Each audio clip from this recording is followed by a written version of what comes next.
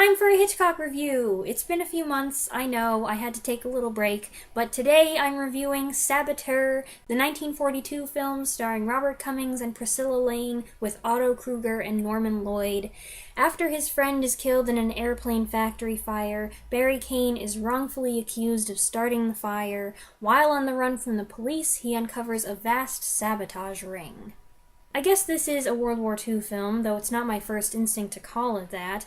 The villains are not openly referred to as Nazi sympathizers, but they are fifth columnists, their sabotage operation bent on handicapping the American war effort. But Hitchcock's genre of choice was suspense, with a special penchant for the plight of innocent men on the run, and that's the angle he focuses on, emphasizing not the hunt for saboteurs from the law's perspective, but the hunt for truth and justice by the man who's been falsely accused and is himself being hunted. It has certain elements in common with the 39 Steps, which came before, and North by Northwest, which would come later, like the flight across the countryside, the man wearing handcuffs that he has to conceal and or remove, the hostile woman who becomes the love interest, a climactic scene on a national monument. Both of those movies have endured better than this one. They're more popular, they're more highly regarded. That said, I do like Saboteur, which, by the way, is not to be confused with Sabotage, the 1936 Hitchcock film with Sylvia Sidney and Oscar Homolka. Robert Cummings, who also later appeared in Hitchcock's Dial M for Murder, plays the average Joe blue-collar worker type and is easy to root for. As the film progresses, he gains a certain sharpness and wisdom.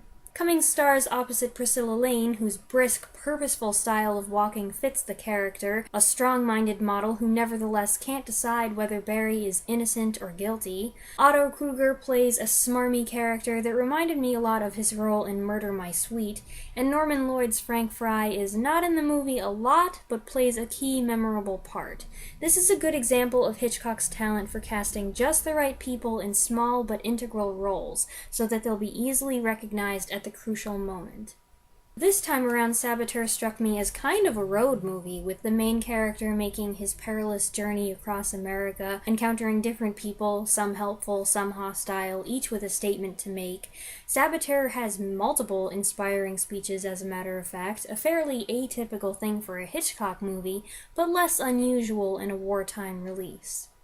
I've probably seen this movie 4 or 5 times now, but I admit there is a certain point in the latter half where I always get a little confused.